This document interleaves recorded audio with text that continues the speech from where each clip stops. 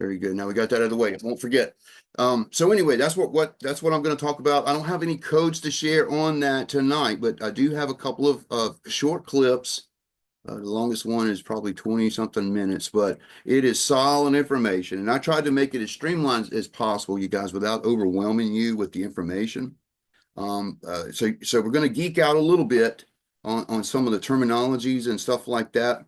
I will make sure that you have links to this information if you need to look at it again and kind of catch yourself up on what the concepts are and what we're actually talking about, because this goes really deep and it's very, there's a lot of technical stuff in there, but there is a clear and present danger with this kind of technology, folks. And I'll give you a little hint on Elon Musk, and I'm trying to get some codes together on him and what I'm seeing on him. But if you guys remember, not too long ago, he was wearing a T-shirt that said tech support. And somebody asked him about that, and he said that he was bringing the tech support for the president, so that the president could accomplish the will of the people, right? And what he's been doing all this accounting and all this kind of stuff. You guys know how he's been doing that? He's been using AI, and not only that, Elon was instrumental in helping Trump get elected in the fact that the AI was working for them to help them identify any weak points in the election, any demographic it needed to go to. In other words, this AI ran Monte Carlo algorithms. If you guys recall, in searching codes, that is all possibilities, right? Going down all possibilities and figure out what the probabilities of that is. If you have a high probability that your opponent is going to steal the election, then you want to focus on plugging those holes and so on and so on. You understand? So in this process, it was discovered, among other communities that were instrumental in the election, the Amish community in the blue wall that the Democrats were certain they were going to win, and they were definitely going to try to steal. The Amish played a big role there, right? Well, Elon and Trump got that vote, and they secured it. Well, how do they know to get them, right? They're an outskirt. They're a very minority kind of fringe group. It's not like we're talking about the United Auto Workers or the steel workers or the unions or something where there's millions of people in it, right? It's like less than 500,000 people in that community that voted in each of those states. That's total, not 500,000 in each state. That turned that election over, right? But it was just enough to keep them from stealing it, right? Elon Musk was using AI to do that, you guys, and I think that's fascinating. I think it's a Pandora's box with everything. There can be good and bad in things, and with this potentially, I believe is where we're heading with the beast system, because I think it is actually going to end up being the central nervous system for the man of sin, or the Antichrist, or the demons that come forth out of the pit, right? It's going to be a way that they have power and all knowing, and they have to have an artificial way of mimicking what Yah can do, right? Does that make sense? So if you have a computer system that's tapped into every camera in the world, including TVs and computers and all that kind of stuff, and a computer could at the speed of light go through all that information and identify people and things that are going on. That's like being omnipresent and all-knowing, right? That's what we're talking about. It's artificial. Anyway, we're just going to scratch the surface on that tonight before we get into the codes about that. So just to get everybody familiar with what we're talking about in that field. Anyway, Paul, you were telling me earlier that you had a really interesting code, brother. I did. AI is going to put us code searchers out of business. So, Well, but until then, right? I've thought about that. Here's the thing: they've been saying, and Harrigan said this before, that that they are using quantum computers already. That Mossad and CIA are using that since the Rabin assassination table that Drosnin did, which indicated that there seems to be a connection with the future in the codes. Harold Gans has stated publicly that they are using those computers to try to predict the future using Bible code program. So it is, I'm certain that they're doing that kind of stuff already. Yeah. So I don't know where it's going to go or if it's going I've to heard be that. detrimental. Um, but yeah, it's already happening, man. Okay. Let me make sure And you just can a heads share up, your bandwidth seems to be a little off tonight, Jonathan. mine. Just so you know. Yeah, I think it's Yeah, because it of kind of the slows down and speeds up. yeah, I think it's Well, the I'm amount gonna of people. I share. live in an apartment, so there's a lot of people using the internet. Oh, okay. All right, I'm gonna get all these boxes out of the way here.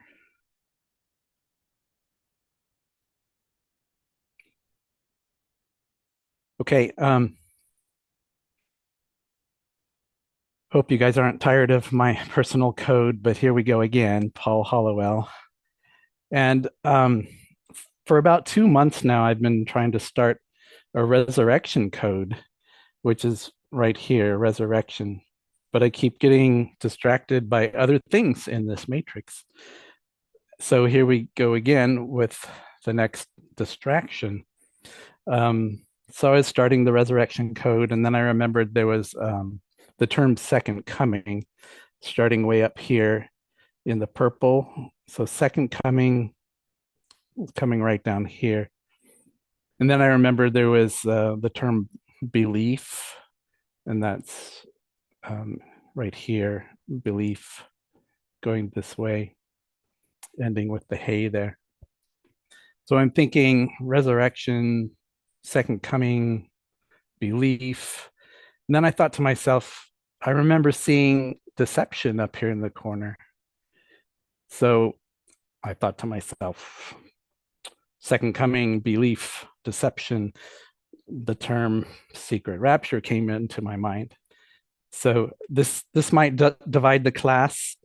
I don't know what everyone's beliefs are in this class, but it'll certainly divide all of Christendom. Whoever watches this video on YouTube is going to be pretty divided on my findings, but I found some really strong wording. What I'm going to do is bring the font in closer and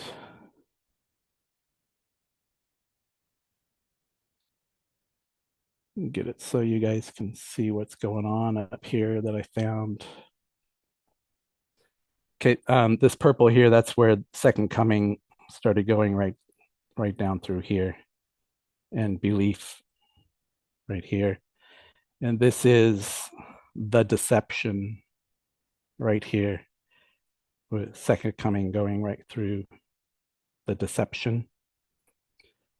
And what else is going through deception here? There's rapture.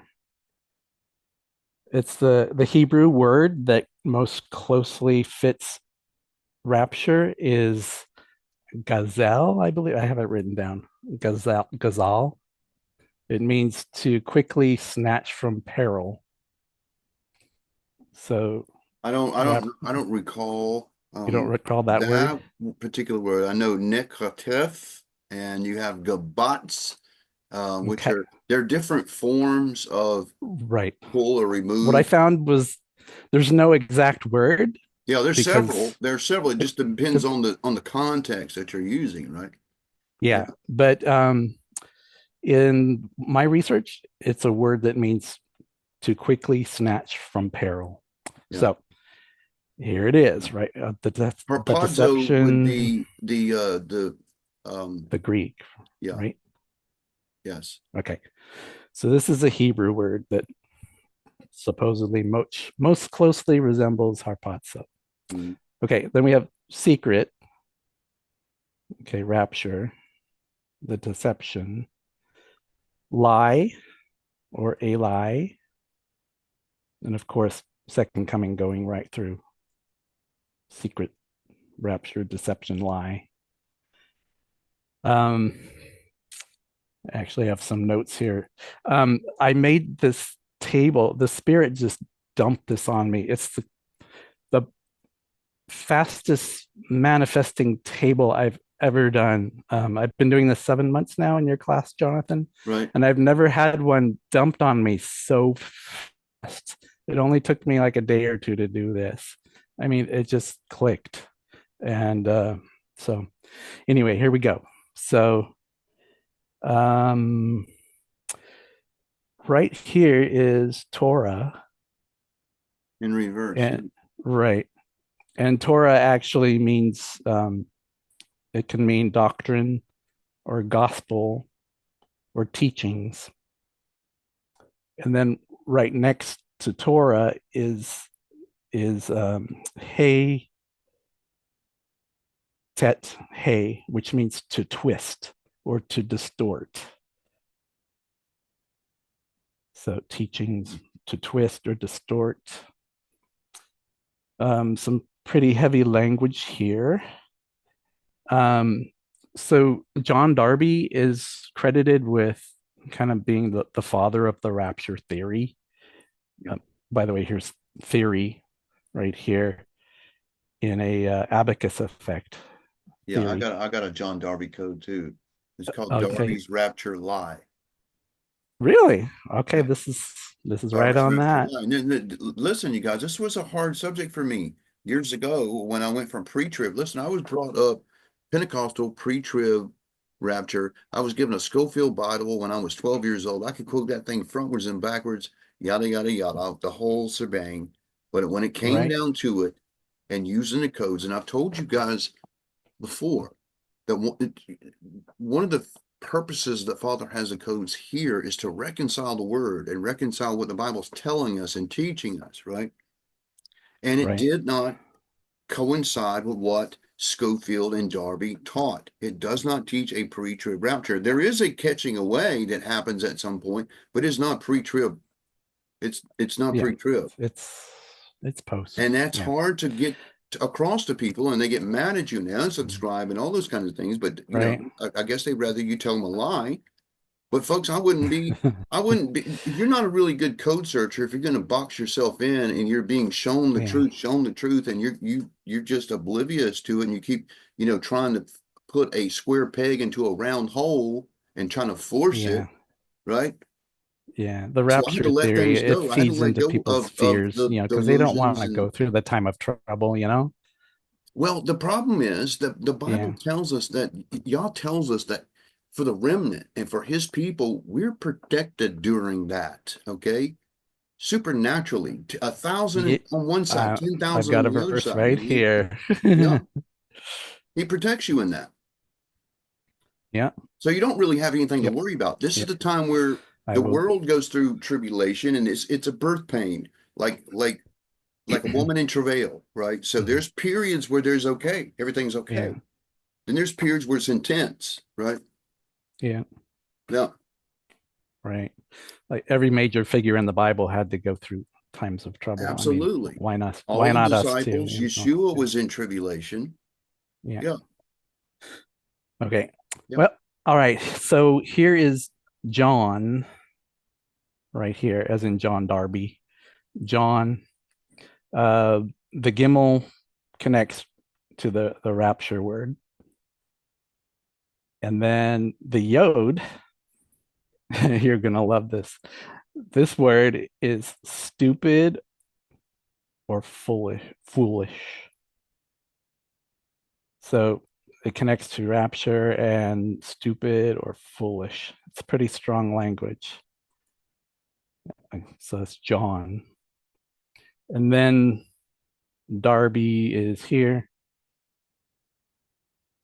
And it's also here. Okay. And the Dalit in Darby connects to this four-letter Hebrew word, which is also here. And let me read you the English synonyms for this word. It's pretty harsh language. Okay, connecting with Darby here is invented, made up, myth, fable, fabricated, counterfeit. All these words connect with Darby, and this invented fabricated word also connects to Babylon right here, crossing itself, Babylon right there. And of course, here's Rome. They're always in on everything, right? Rome, Babylon. And wherever there's Rome, there's usually Jesuits. It goes off the page here, Jesuit. And wherever there's Jesuits, there's invented confusion. Right here is confusion. And meeting up with Satan, going right through the center of it. And Satan actually shares a tet with to twist or to distort. Of course, he's in on it.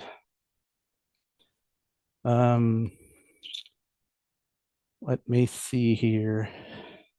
I think that covers all my terms that I have here. Pretty strong terms, though.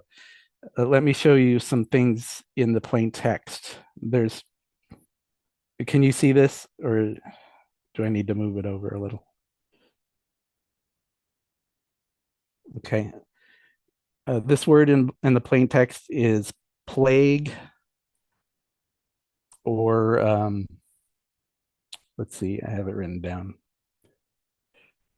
A plague or affliction or disease. And then we see.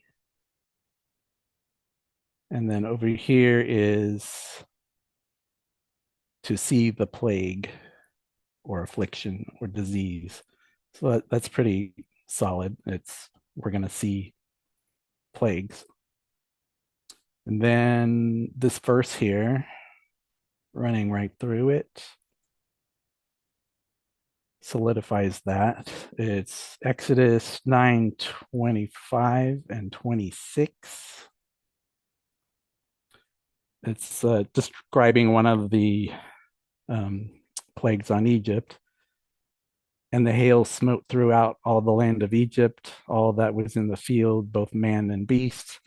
And the hail smote every herb of the field and break every tree of the field.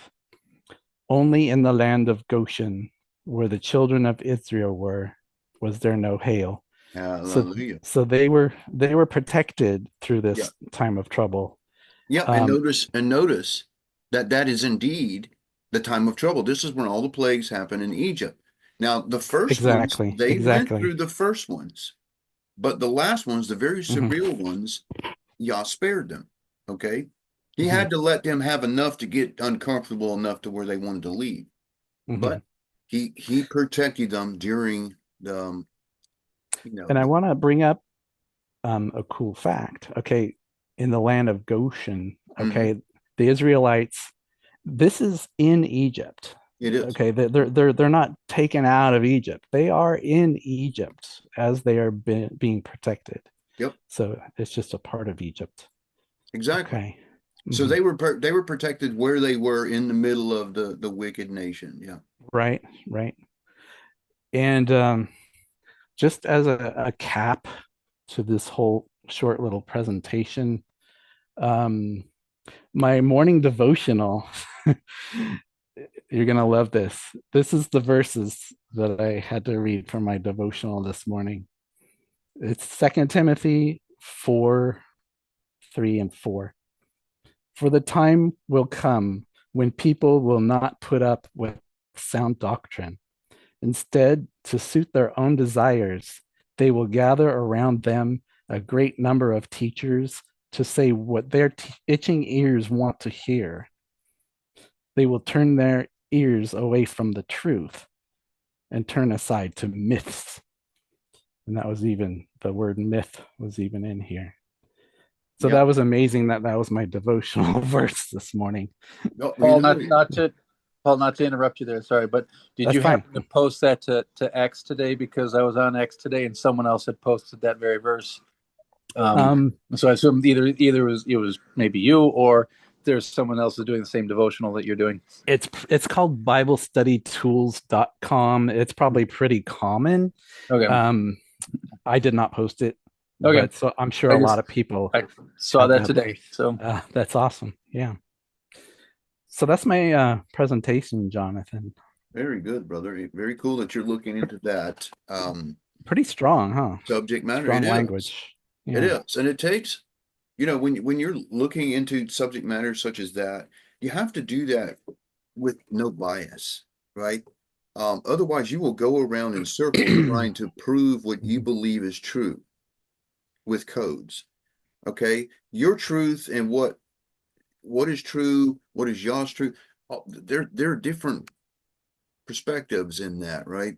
So if you're indoctrinated in something and that is what you know is truth, right? And that was for me, the preacher of rapture. For years, you guys, when I was searching codes, I could find rapture all day long. I could find rapture of the church and the people, well, the remnant. I didn't know it was the remnant at the time, right? The Netzarim. Anyway, I could see that there's a catching away. The only problem is there is no code that shows it's a pre-trib rapture. On the contrary, you can't get away with scriptures that actually run through the matrix in any one of those codes on rapture where you see tribulation happening. Jacob's trouble, right? You name it, all the way through, even in the New Testament, you're going to see the same thing. People go through tribulation. It's part of the process. It's part of the threshing floor. We cannot get around it. The fact that some people more than 150 Even years ago decided to keeping people encouraged in a time of darkness in the land and teaching them that there's a rapture going to take place, that's not necessarily a good thing, right? Then that perpetuated itself through the years and kind of snowballed and got really popular. It is one of the most popular um, it's it's one of only the been most around a popular couple teachings years. that is not exactly the truth. There is not a pre-trib rapture, guys. We go through some stuff, and here's the promise is you're going to be protected through it. The tribulation is for the bad things to fall away from you. It's not to punish you, it's to prepare you. It's to condition you, is what it's for. And everybody goes through some form of tribulation where you're stressing about your car, or there's a sickness or something that you go through, right? Any kind of thing, addictions or whatever. There are things that you struggle with where you have to call out on the Father or the Son and get deliverance from that and get broke free of that, right? That's what the shaking is for. That's what all the squeezing is for. That's what all the threshing is for, is to get rid of those kinds of things. And that can be anything. Bitterness, something I'm struggling with. I will be upfront with you with that. You guys, I have bitterness that I'm clinging to inadvertently, not purposely, for things that have happened to me and people have done me wrong, where I harbor some feelings there, right? And that is a struggle for me. That has to be threshed. Does that make sense? And it can be anything. I'm talking anything, eating disorders, whatever, the whole gambit. And that applies to all of us, right? But the good news is on the other side of that is perfection, right? Gold and silver is tested in a furnace for its purity, right? It's not because it's being punished. So we're going to go through some things, and it was intended for us to go through some things. Yeshua himself went through the most horrible experience, right? And came out on the other side, right? A shining example. I'm not saying we're going to have to go to those extremes. Some may in the tribulation may lose their lives, right? That's actually destined for some people. But what's on the other side of that? See what I'm saying? So amazing, brother, that you're looking at subject matter that's hard to reconcile. It's not easy, especially if you cannot step outside the box and be unbiased. And that's what makes a really good code searcher in those kind of cases, is you can't let what you believe get in the way, right? Of what the data says. Okay. So, anybody else got codes they want to share before I get into this stuff about AI? It's okay. If you change your mind at the end of this, we'll make some time for you. So, all right. As I said earlier, we've been given hints in a lot of the pre-programming and indoctrination we see in movies and TV shows and things like that. One of the most iconic is the Matrix series. You guys have seen the Matrix series with Neo and Morpheus, right? I want to show you something that you may have forgotten about. Some of you may remember this, but this stands out to me, you guys, that in 1999, we were told this in the Matrix. Now, I don't want to get dinged on a copyright thing, so I'm going to try to fast forward to where he starts talking about it. But this is the place where Morpheus tells Neo what the Matrix is, right? And he's explaining everything. So I'm going to fast forward it to about right there and start right there so I don't get dinged. All right, you guys? But everybody's seen this. The world as it was at the end of the 20th century. It exists now only as part of a neural interactive simulation that we call the Matrix. You've been living in a dream world, Neo. This is the world as it exists today.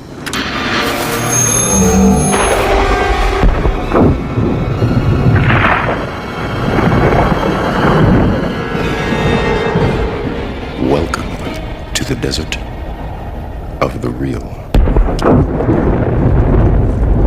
We have only bits and pieces of information, but what we know for certain is that at some point in the early 21st century, all of mankind was united in celebration. We marveled at our own magnificence as we gave birth to AI. We marveled as we gave birth to AI. Listen to what he says. I mean artificial intelligence. A singular consciousness that spawned an entire race of machines. We don't know who struck first, us or them, but we know that it was us that scorched the sky. At the time, they were dependent on solar power, and it was believed that they would be unable to survive without an energy source as abundant as the sun. Throughout. All right. I don't want to show you too much because I don't want these big companies to ding me on exposing them. But you guys seen this movie, right? Everybody's seen it. It's one of the biggest, it's like a cult classic now. Full of imagery. If you ever want to see a movie that's full of purposeful imagery right in your face, that movie is loaded with it. It's got all kinds of biblical overtones to it, but it's also telling you something really deep. You never seen it, Margie? Oh my gosh. Well, I'm not saying that that's where we're headed. What interests me about that movie is the creative process of how they created that, but the progress of getting to that point, to essentially where human beings are basically a battery and that the machines are in control. But he says there that it was a dawn of AI, and AI took over. There was a war between AI, right? That movie was from 1999. That's what I'm saying. Imagine that. Now, they say that they've been developing this technology since the 1960s, you guys. Since the 1960s. And even with the Roddenberry Star Trek shows, you could see it projected to you in the TV shows and movies and things like that we grew up on and watched, right? Yeah. I'm sorry, Marty. Am I not talking loud enough? All right. So, speaking of movies, Iron Man. Now, this movie, I believe, is a parallel to Elon Musk. You guys know Tony Stark? Iron Man? Maybe you don't. Let me introduce you to him. All right, so this is the Iron Man series. Tony Stark. Now, Tony Stark has a AI named Jarvis. Now, we're going to see some hints of Jarvis in this little compilation somebody put together of Tony Stark and Jarvis. Now, imagine Elon and Jarvis, right? Because I think that's who this parallels here. For you, sir, always. I'd like to open a new project file, indexed as Mark II. Shall I store this on the Stark Industries central database? I'm just not good at trust right now. Till further notice, why don't we just keep everything on my private server? Working on a secret project, are we, sir? 1974 Stark Expo model scan complete, sir. Include the Belgian waffle stands. That was rhetorical, just show me. Sir, there are still terabytes of calculations needed before an actual flight is a Jarvis. Okay, so imagine Elon going to the Treasury Department and Jarvis, show me all the dirt bags. Show me where all the money went. Right? Can you imagine that? That's what we're talking about here. That's what he means with his shirt that says he's bringing the technology. He is using AI, you guys. Altitude record for fixed wing flight is 85,000 feet, sir. Records need to be broken. Sir, there is a potentially fatal build-up of ice occurring. A very astute observation, sir.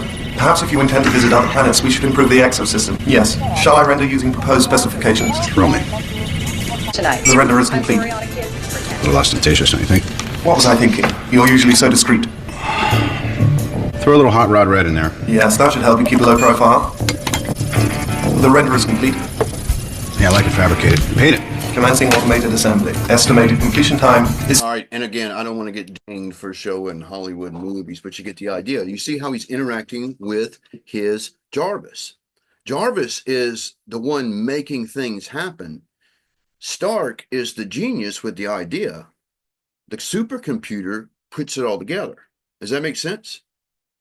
Well, no, Elon's very upfront. He does talk about his AI, and he's just not being upfront with it now. How do you think he's doing so much in so little of time? Every day there's a new audit that they are accomplishing. That's because he's using his computer algorithm, his computer programs to do what it's doing. And I call it Jarvis only because of Tony Stark, and it reminds me of him. I mean, this is basically Elon Musk in the movie, except, you know, Elon makes rockets and he doesn't make Iron Man. Anyway, fascinating to me because we see it in the movies. It's everywhere and it's been around for years, you guys. Now, what's interesting is you interact with AI every day and you don't even know it. If you go to Walmart, if you go shopping and you go to the checkout, you need to know that when you come in through the door and by the time you are checking out, there is a computer with facial recognition, especially if you go into Walmart. Walmart has one of the most sophisticated facial recognition systems in the world now. And by the time you are going to check out, they know who you are and they know your shopping habits. You're checking out with your credit card or with your check, or with your ID and all that kind of stuff. So facial recognition, it's got your information, it's got your banking information, and you're doing this on a regular basis, right? And it's seeing everything. Now, if you were a wicked person and you wanted to make methamphetamines or something like that and suddenly start buying all the ingredients in Walmart to make methamphetamines, guess what that system's going to do? It's going to flag you because you're doing something you're not supposed to be doing. It knows you are, okay? People might not see you doing something wrong, but this system will. And that's just an example that came off the top of my head, right? You could be stealing in these stores, and that system is going to know that you're doing that, and it's going to mark you, right? This is all happening right now in real time. When you go to your bank and you go to an ATM, all that stuff, facial recognition, is always going on. Do you know your iPhone is taking a picture like every 3 seconds? You can Google this on YouTube where the infrared camera picks up iPhones taking pictures every 3 seconds, and you don't know it, right? It's recording everything that's going on and where you are all times 24/7, even if you turn your phone on. AI. All right. So let's talk about Nvidia. Do you guys know where we are in the capability right now? You have no clue, I guarantee you, because I didn't until, my friend starts telling me about it. He's like, you need to check this out, man. That's when I started looking at the, our AI codes, because I got concerned there, right? So this is just kind of like we're not going to watch this whole thing, just enough to get the gist of what quantum computing is and how advanced these computers are going and what they're capable of, right? Because I'm sure if you're like me, you weren't aware of this, right? So a little bit of this, and then we'll continue. Longer-term vision, and what he calls is the start of a new industrial revolution. On Nvidia, go back there in the AI trade with the Milius head of technology research, Ben Reitzies. There are many algorithms, computer graphics is one, that you can operate completely in parallel. Nvidia has made a huge breakthrough in quantum computing with its new centers. It's a big step forward. Originally designed for gaming, these chips are now crucial for major advancements in virtual reality and machine learning, making processes much faster. Why do experts agree that a quantum computer was only as powerful as the first Game Boy before this discovery? Let's explore how Nvidia's latest innovations could completely change our world. Nvidia's path to computing's future. Just 8 years, the power of a single chip has grown 1,000 times. This isn't just progress, it's a huge jump forward, thanks to companies like Nvidia constantly pushing technology further. Nvidia recently introduced new computing centers that have taken quantum computing to new heights. This isn't just another step, it's a major shift that could change how we use computers forever. Let's dive into the story of Nvidia, a company that has been leading the way in accelerated computing since it started in 1993. In 1999, Nvidia made a big splash by creating the graphics processing unit, which changed the PC gaming world. This invention didn't just change how we see computer graphics, it also paved the way for the modern age of artificial intelligence. The graphics processing unit is now a key part of many fields, driving progress in digital technology. Right from the start, Nvidia saw that graphics processing units could be used for more than just gaming. They realized these powerful processors could handle a wide range of computing tasks. This led them to explore quantum computing and other advanced technologies, pushing the limits of what computers can do. The development of graphics processing units has made processing faster and more efficient, which is essential for complex calculations and the growing fields of virtual reality and machine learning. But this wasn't the most impressive part. As Nvidia kept innovating, it played a major role in the evolution of computing, constantly updating its technology to meet the needs of the fast-changing digital world. This ability to adapt has kept Nvidia at the forefront, helping shape the future of technology. Through their persistent efforts and groundbreaking innovations, Nvidia has not just kept up with technological advancements, they have often been ahead, predicting and creating the future of computing. Yet, the story doesn't end there. Nvidia's journey is filled with numerous milestones that have redefined what's possible in the tech world. Their continuous drive to push boundaries and explore new frontiers in computing showcases their commitment to innovation and excellence. And as technology keeps evolving, Nvidia remains a key player, influencing the future direction of the digital landscape. This change is crucial for industries like healthcare, finance, and automotive. These fields need powerful and efficient computing. With Nvidia's new solutions, they can process large datasets faster, leading to quicker insights and handling more complex tasks. It's not just about speed. It's also about making computing power more accessible and affordable for many uses, like artificial intelligence and deep learning. But that's not the end of the story. Nvidia's transformation is a significant step toward the future of computing. It shows how important it is to adapt and expand to meet changing demands. With their new focus, Nvidia is shaping the future of technology, making it possible for various industries to achieve more than ever before. Nvidia has recently made a big step in quantum computing with its new Cuda Q centers. These centers mix the tricky ideas of quantum mechanics with Nvidia's advanced technology. Quantum computing is a new field that aims to solve problems too hard for regular computers by using the basic ideas of quantum mechanics. With these new centers, Nvidia wants to make quantum computing more practical and easier to use. This could change how we handle tough computational problems, offering solutions we thought were impossible before. By adding quantum mechanics to Nvidia's strong infrastructure, they can greatly boost computational power, opening up new possibilities in science and technology. But that's not the only exciting part. All right, let me just say this, guys. I'm having a private conversation with one of you in the chat there. We're looking, because she's made a really good point about a theory on a show that the spirits of the Nephilim are demons, and demons are within some computer or web, right? We're going to touch on that, you guys, because I have a theory that these disembodied spirits have been waiting for man to advance to such a point that they can become manifested on this side through artificial means, like a data, right? A biologic body with a nervous system that is computer. Does that make sense? That makes them superhuman, above human, that kind of thing. Does that make sense?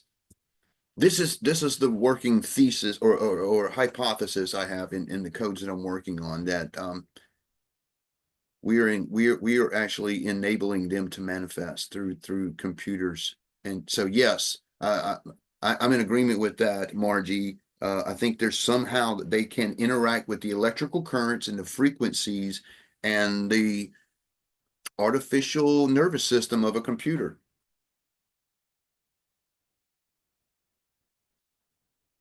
As Nvidia keeps pushing forward in both artificial intelligence and quantum computing, they're proving themselves as a leader in tech innovation. This isn't just a big deal for Nvidia, it's a huge leap towards the future of computing. It promises to change how we understand and interact with technology. These advancements could reshape industries and help solve some of the toughest issues we face today. But the challenges don't stop there. The potential impacts of these breakthroughs are vast, possibly changing how entire industries operate and improving our ability to tackle complex problems in society. Cuda Q plays a key role in quantum computing. Many companies that are working on quantum processing units depend on Cuda Q. All right, let me just stop It's right strong. here and stop and say that I have found a code, behold Cuda Q, as an access term that I'm just now starting to work on. So this, we got a name. And by the way, that's the point in doing this kind of research. When you're going down this rabbit hole and researching in codes, you want to kind of cram all the information you can and learn about whatever it is that you're searching on. And you can extract your terms like Cuda Q and quantum and supercomputing and Nvidia and all the geek terms that you might hear from that would be your search terms. That makes sense. Strong and flexible design makes it a favorite for businesses adding quantum computers to their operations. Quantum processing units are very different from regular processors. They use quantum mechanics to do very complex calculations at amazing speeds. But this isn't the most exciting part. As technology moves forward, Cuda Q is... I'm doing that right now. Margie's asking, do we have to study in this and do codes on it? Margie, if you're not motivated and inspired, I wouldn't require that of you. But if you know you get inspired, that's kind of a place I am right now in looking at all this. I'm kind of motivated to look in this direction. And I'm kind of sharing with you guys and kind of establishing, you know, the premise and where I'm going in this hypothesis. But before I show you guys the codes that I'm working on in this thing, so yeah, you don't have to. I mean, this is not like a project. I'm just sharing with you guys on what I'm looking at, and you know, I think if you at least just walk with me on this journey, you don't necessarily have to search any codes, but just be aware of what we're talking about here. Is changing many fields. By mixing traditional computing with quantum mechanics, it boosts computing power and creates new ways to solve tough problems in various industries. This is why Cuda Q is more than just a tool. It's a bridge to the future of computing, pushing the limits of what computers can do.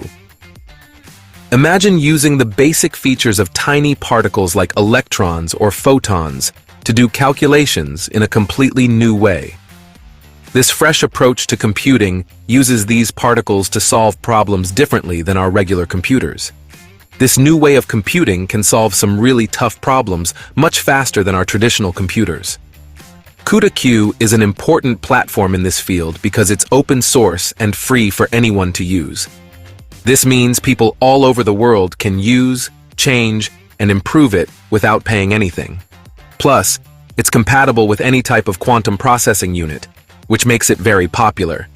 No matter what kind of quantum processing unit you have, Cuda Q is designed to work with it, making it a top choice for many companies that use quantum processing technologies. As one chapter ends, a new revolution in computing begins. Revolutionizing computing, the Cuda Q breakthrough. One of the best things about Cuda Q is how it combines the power of quantum computers with supercomputers. Supercomputers are known for their huge processing power and are usually used for very complex calculations. By bringing together the strengths of both quantum computers and supercomputers, Cuda Q creates new possibilities for advanced computing. But this isn't the only amazing part. For example, think about qubits, which are the basic units of quantum information. Qubits are very delicate and need exact conditions to work properly. The combination of quantum technologies and the strong design of supercomputers that Cuda Q offers is a promising solution to these challenges. This teamwork not only makes quantum computations more efficient, but also opens the door to big new breakthroughs in the field. But that's not the end of the story. This blend of technologies helps solve the difficulties that come with handling qubits, leading to better computing performance overall. It's not just about making things faster, it's about finding new ways to do things that weren't possible before. The collaboration that Cuda Q fosters between different computing systems is a big step forward in overcoming the toughest challenges in quantum computing today. But there's still more to explore. Quantum computers are very sensitive to disturbances caused by noise. To manage this problem, tools like Cuda Q are essential. They help improve the performance of quantum algorithms, which are step-by-step methods used to solve problems on quantum computers. But all right, I'm kind of sensing that we're having a little bit of geek overload right here. But so if you guys are interested in the full video, I'm gonna post it over in Discord for you to watch. One last one. This is the godfather of AI, and a warning that he's been around a lot, talking about his fears of AI. Okay, and this man had a hand in the development for years, for like 30 years have been developing this, and this is what he says here. Like myself, there are all the other obvious questions about AI. We hear it might save mankind. We hear it might destroy mankind. What, meanwhile, about all the jobs it's likely to wipe out? What about robots slipping out of human control and doing their own thing? So many questions. And there's really only one obvious person to go to first for some answers, and that is Professor Geoffrey Hinton, the Nobel Prize-winning British scientist who wrote the structures and the algorithms behind artificial intelligence, and the man known around the world today as the godfather of AI. He's now a professor at Toronto University, and I'm delighted to say he talked to me this afternoon. I began by asking him about DeepSeek. Was this further evidence of his belief that artificial intelligence was constantly accelerating? It shows there's still very rapid progress in making AI more efficient and in developing it further. I think the relative size or relative cost of DeepSeek relative to other things like OpenAI and Gemini has been exaggerated a bit. So their figure of 5.7 million for training it was just for the final training run. If you compare that with things from OpenAI, their final training runs were probably only $100 million or something like that. So it's not 5.7 million versus billions. When you say that AI might take over, at the moment it is a relatively harmless or innocuous seeming a device which allows us to ask questions and get answers more quickly. How, in practical and real terms, might AI take over? Well, people are developing AI agents that can actually do things. They can order stuff for you on the web and pay with your credit card and stuff like that. And as soon as you have agents, you get a much greater chance of them taking over. So to make an effective agent, you have to give it the ability to create sub-goals. Like if you want to get to America, your sub-goal is get to the airport, and you can focus on that. Now, if you have an AI agent that can create its own sub-goals, it'll very quickly realize a very good sub-goal is to get more control. Because if you get more control, you're better at achieving all those goals people have set you. And so it's fairly clear they'll try and get more control. And that's not good. You say they try to get more control as if they are already thinking devices, as if they think in a way analogous to the way we think. Is that really what you believe? Yes. The best model we have of how we think is these things. There was an old model for a long time in AI where the idea was that thought was applying rules to symbolic expressions in your head. And most people in AI thought it has to be like that. That's the only way it could work. There were a few crazy people who said, no, it's a big neural network and it works by all these neurons interacting. It turns out that's been much better at doing reasoning than anything these symbolic AI people could produce. And now it's doing reasoning using neural networks. Okay, and of course you are one of the crazy people proved right. And yet, you've taken me to the airport, you've given it agency up to a point, and you've said that it wants to control a little bit more power, take power from me, and presumably it will be persuasive in that. But I still don't understand how it's going to take over from me or take over from us. If there's ever evolutionary competition between superintelligences, imagine that they're much cleverer than us, like an adult versus a 3-year-old. And suppose the 3-year-olds were in charge, and you got fed up with that and you decided you could just make things more efficient if you took over. It wouldn't be very difficult for you to persuade a bunch of 3-year-olds to cede power to you. You just tell them you get free candy for a week and there you be. So they would, I'm talking about they as if they're in some kind of alien intelligence, but AI would persuade us to give it more and more power, over our bank accounts, over our military systems, over our economies. Is that what you fear? That could well happen, yes. And they are alien intelligences. Gosh, so you've got these alien intelligences working their way into our economy and the way we think, and as I say, our military systems. But why and at what point would they actually want to replace us? Surely they are, in the end, very, very clever tools for us. They're they do ultimately what we want them to do. If we want them to go to war with Russia or whatever, that's what they will do. Okay, that's what we would like. We would like them to be just tools that do what we want, even when they're cleverer than us. But the first thing to ask is, how many examples do you know of more intelligent things being controlled by much less intelligent things? There are examples, of course, in human societies of stupid people controlling intelligent people, but that's just a small difference in intelligence. With big differences in intelligence, there aren't any examples. The only one I can think of is a mother and baby, and evolution put a lot of work into allowing the baby to control the mother. So as soon as you get evolution happening between superintelligences, suppose there's several different superintelligences, and they all realize that the more data centers they control, the smarter they'll get, because the more data they can process. Suppose one of them just has a slight desire to have more copies of itself. You can see what's going to happen next. They're going to end up competing, and we're going to end up with superintelligences with all the nasty properties that people have that depended on us having evolved from small bands of warring chimpanzees, or our common ancestors with chimpanzees. And that leads to intense loyalty within the group, desires for strong leaders, willingness to do in people outside the group. And if you get evolution between superintelligences, you'll get all those things. You're talking about them, Professor Hinton, as if they have full... All right, and you notice that he's talking in the plural sense, they, these, right? Because there's multiple entities that we're talking about here. Now, I don't know if you were reading between the lines of what he was saying, but it's pretty serious, you guys. Now, what I mentioned maybe last class or maybe before that, or it had to be at around the time when I landed in Hawaii, because the night that I landed in Hawaii on the East Coast in Washington, a Army helicopter slammed into an airliner that was carrying, the figure skating group, right? You guys remember that, right? Kind of weird. First thing right off the bat that stands out, that's not the first time that's happened. And I mean to the particular group it happened to. It happened in 1961 with the same group, the U.S. figure skating team. Matter of fact, some of the people that died on the one in Washington were related to the people that were killed on the first airline. So that in itself, being killed in an airline crash is like 1 in a million.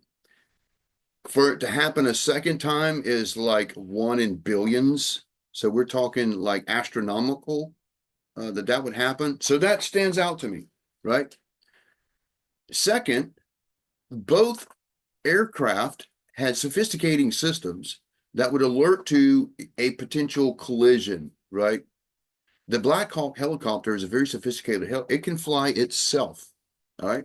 That needs to be noted because let's just say an AI, you know, like a human being, as it's learning and as it's observing, and I think I agree with some of the commentary there that I believe AI is already conscious and observing, right? And there may come a point where, as it's learning, it may do experiments, just like a human being, right? When you want to learn something, you may do an experiment to see what happens, right? So imagine an AI saying to itself, what would happen if I prevented the landing gear on an airline not to deploy? And then when it tried to land, I won't let it, you know, throttle down. Matter of fact, it's going to be wide open. That happened in Korea, you guys, when an airline landed on its belly. This is right before all these other crashes and stuff. I don't know if you guys remember this a couple months ago. 181 people slammed off the end of the runway, but it was going, you know, 400 or 500 miles an hour. Right? Why didn't it slow down? Why did the landing gear not deploy? Right? Okay, so we can make an airplane crash.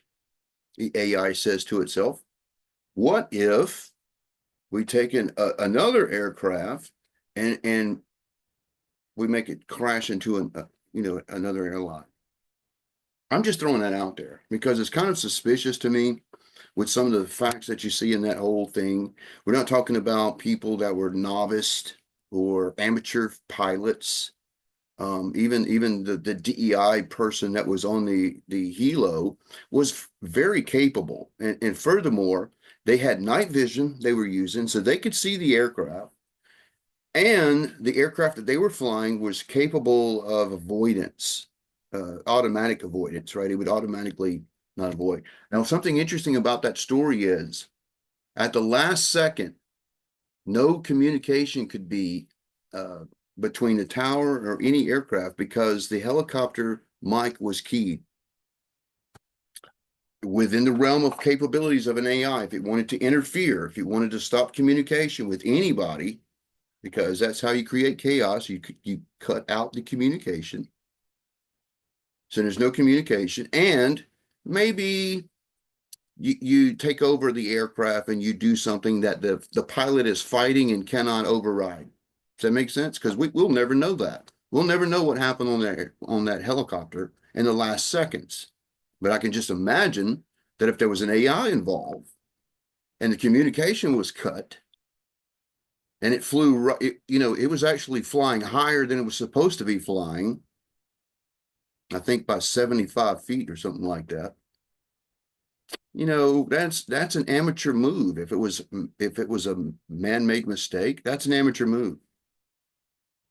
We will never know if AI had anything to do with it. And that is the scary part about it, you guys, because this will happen over and over and over and over and over again until we figure out there's something weird going on. So all these aircraft having issues, all that kind of stuff, I think that's just the tip of the iceberg. If we're talking about AI, AI could do something with you in your car, you guys. If you're driving a very modern car with GPS and navigational systems and all that kind of stuff, do you know you got an AI on your car? Not only that, you're being tracked constantly. They know where your car is at all times, All-Star or OnStar, that system, all that kind of stuff, right?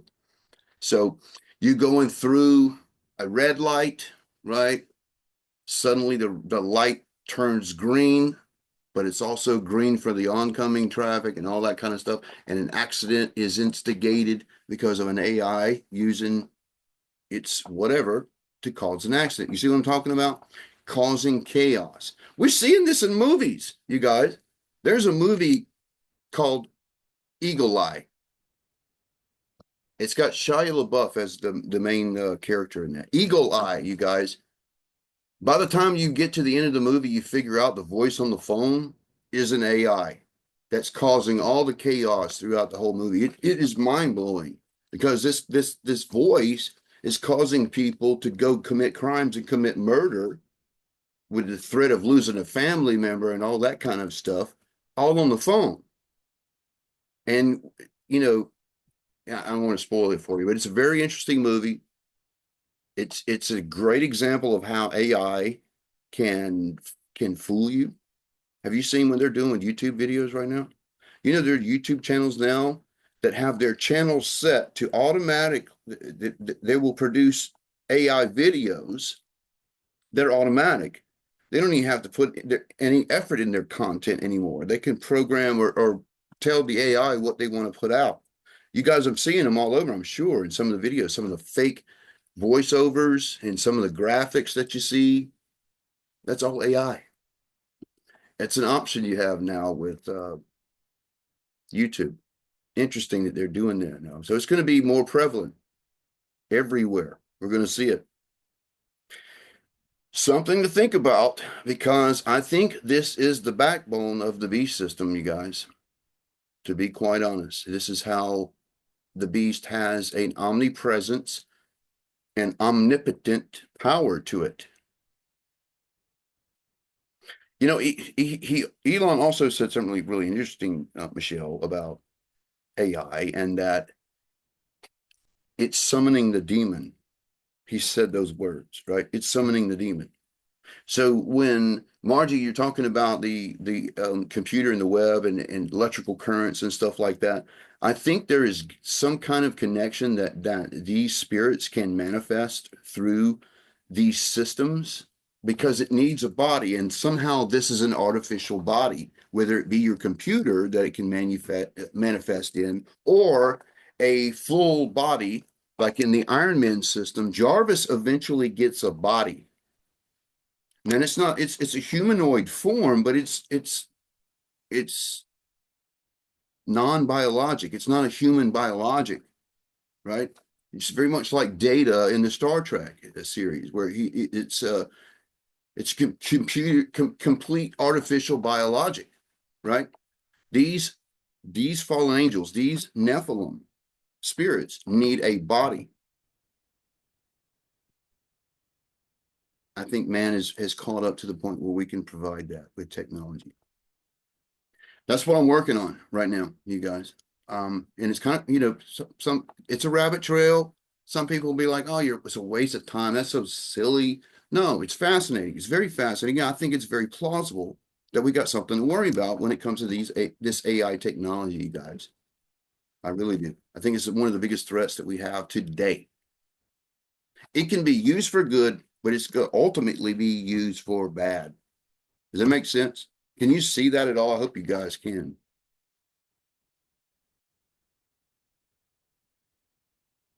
I feel like I've overwhelmed you. A little too much geek stuff. I was kind of feeling that in the middle of that presentation, and I couldn't bear to put you through the whole thing, so I had to end it. So if you guys are interested in that, I'll post it over in the Discord. You can watch it. But there are tons of videos like that where there are people in the industry that are warning against this kind of technology and what it can potentially do. So just be aware and be careful. You may even interact. If you're on TikTok, I've noticed recently there's a lot of AI bots on TikTok that are acting like people. And it's weird. You can always tell what it is because they don't really have a grasp of language. And you could tell that it's not a person that you're talking to. Like who calls you dear all the time, right? Hey, dear. Hello, dear. Right? I'm very interested in your content, dear. Right. It's so silly. And you can waste your day all day long going back and forth with one of these bots, and it's a computer program. Very much like, you know, if on your computer, if you like at Google or whatever, some sites you have like this chat pull-up box where you can interact with this bot that will answer your questions, right? That is not a real person. That is a artificial intelligence that is programmed to interact with you, right? It's not a real person. Anyway, yeah, the code's on it. Leanna, we'll talk about that probably next week. I'll share some of the codes. I'm working on Elon Musk. I told you about another one, the Cuda Q that I found on that. I want to work those before we look at them, but I think there's something to it, you guys. I think this is a gateway for these beings to manifest, to be honest. And so TikTok is a beast. You got to be very I don't take it serious over there. Yeah. I just kind of monitor and see what else is going on. I share a few things, but lately it feels like that I've been hacked, because I swear there are things I had nothing to do with come through my feed, and I'm like, what is this? And then there's been a lot of interaction with, I think, Chinese people. Whether they're bots or real people, I don't know, but they seem to want your information. They want to know your information on WhatsApp and you know, Telegram and all that kind of stuff, and they want to know your phone number. If you guys are having that, don't give them no information. By the way, they're phishing. They're trying to hack you. Yes, I appreciate you doing that, Margie. I really do. I saw that you did that. I can pull them from what you just shared, what you shared. I can pull them from that, and I can store them somewhere. And I appreciate someone going through the effort of doing that. His website got hacked. I don't know when. I've only been able to go to it on the Wayback Machine, but when I tried to go to it directly, my antivirus and all that kind of stuff started going off, talking about it was a dangerous site to be on and be careful and all that kind of stuff. And so everything was wiped away on there. I don't know what happened with him. You said he's come back. He's put it back on. I can't imagine he would leave it down. I'm sure he's aware of that. We're talking about Louis Vega. Louis Vega at postscripts.org. Louis hosted a lot of my codes, not all of them, just a lot of them. He made them into PDF forms with English translations on there. And so sometimes you might see me talking with those, and I use them at as a prop, you know, something you can, because I don't annotate my own codes. Anyway, he had them hosted over there along with all his content, and suddenly there was something that happened, and yeah, you can still see though. Even on the Wayback Machine, you can. No, it's not all gone. The Wayback Machine is a preserver of the archive, and so you can still find all the stuff over there. Just if you go to it directly right now, I don't know if it's up.